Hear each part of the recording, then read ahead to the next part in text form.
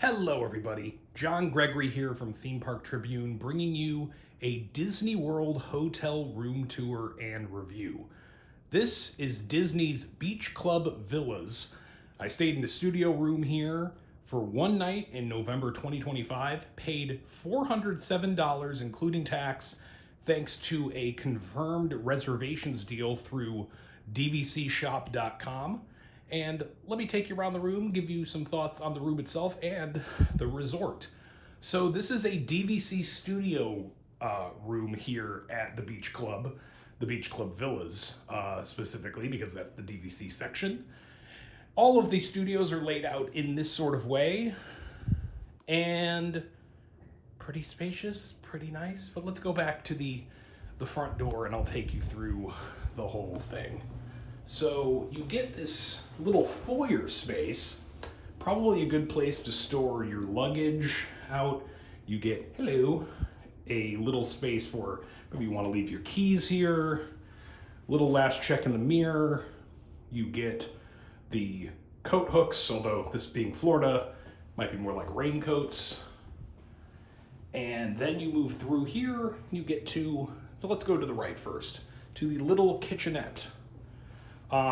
Pretty standard thing in all of the DVC studio rooms is something like this.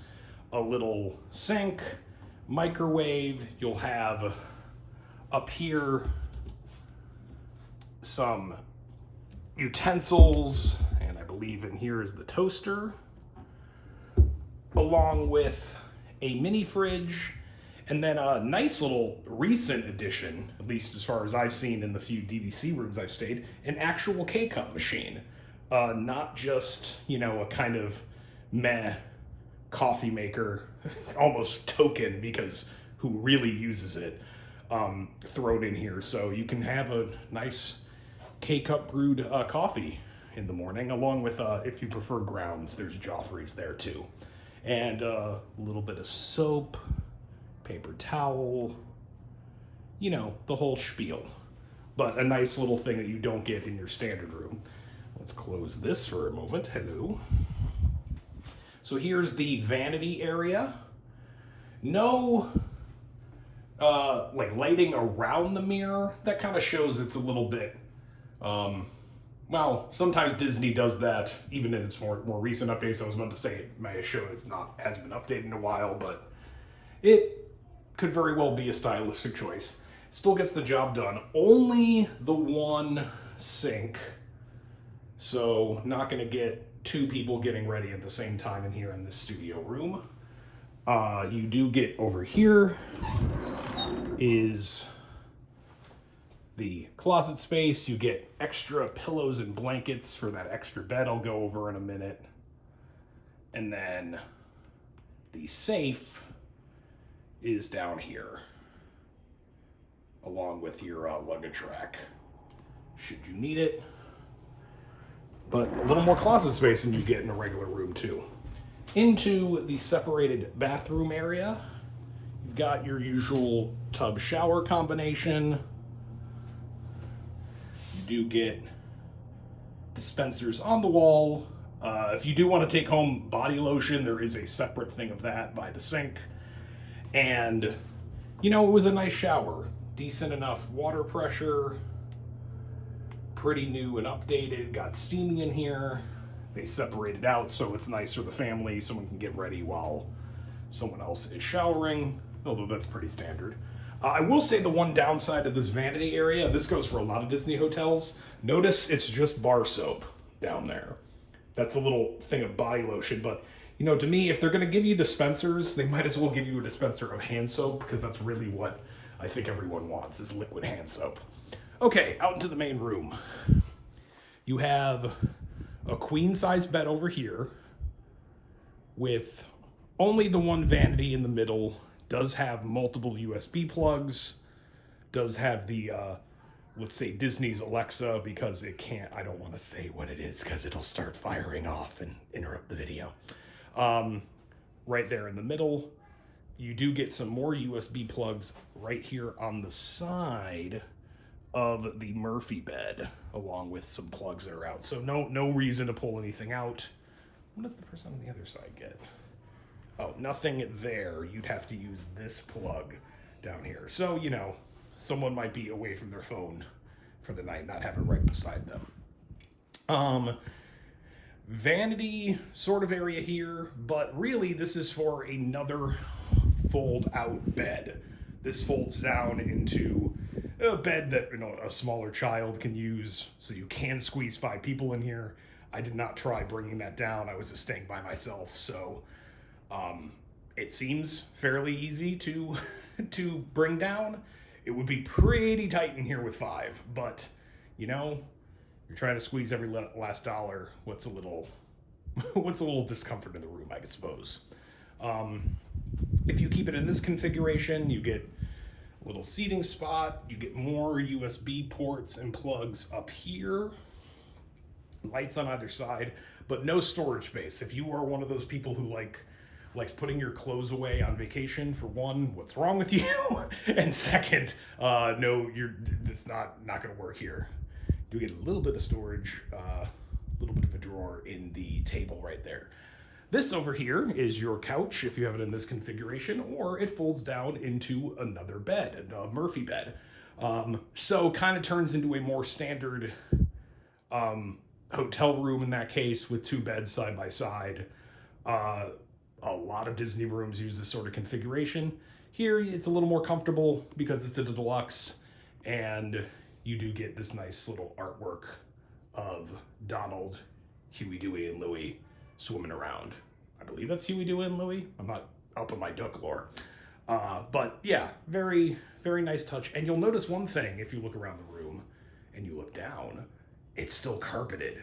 I really love this. I know it's kind of the new thing for Disney to take out all the carpets in its room because the maintenance is harder, and you know, it can also be an argument that's more hygienic just to go with laminate. But to me, in a deluxe, like, I kind of feel cheapened out if I don't have actual carpet. It makes it it not only makes it just cozier to me, honestly, it also dampens the noise throughout the whole resort. This, compared to like Pop Century or an All-Star, when all that sound's bouncing around, I really, really like that.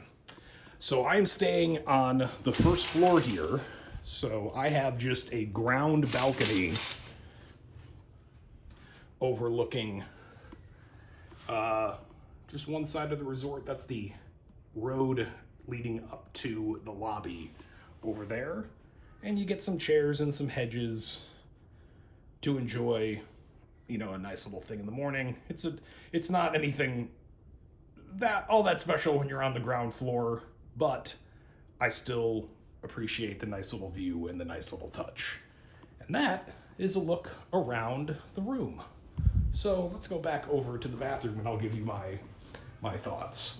So room-wise, I have 0 real complaints. Maybe it's just showing a touch of datedness in places, but nothing that bothers me.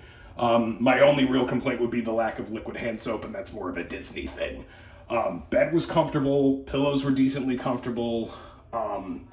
Like I said, I do like the carpets. I think that really dampens the noise throughout the whole area when you have something like that, instead of all the noise bouncing off all the laminate. And otherwise, just a very comfortable room, especially if you are just a single or a couple and you keep that Murphy bed down, you keep the 5th bed down.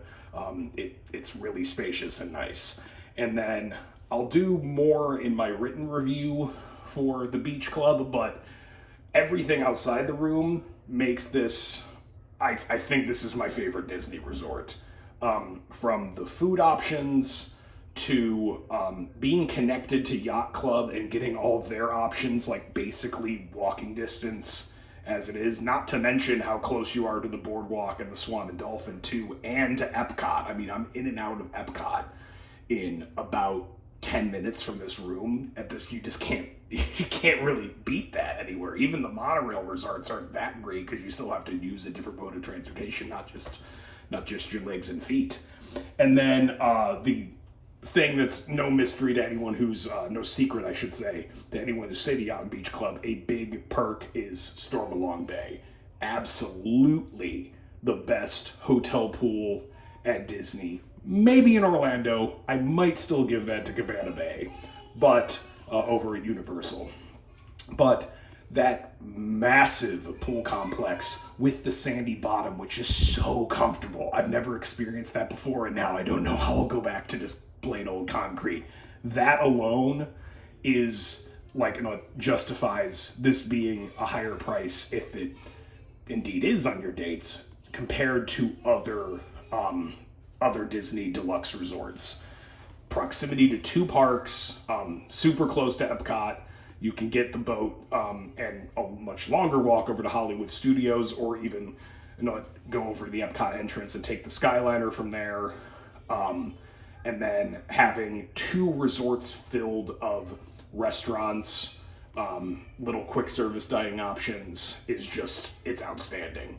Even if you don't want to do all of them, like the character breakfast or buffet meals at both resorts, you get, things from multiple lounges to enjoy to, great stuff like Beaches and Cream for a dessert at the end of the night. It's just outstanding, and I'm super impressed, and I don't know how I'm going to stay at other resorts, especially below deluxe, after getting spoiled like this, because there's a lot here that just can't be beat at other Disney hotels. So high recommendation for me.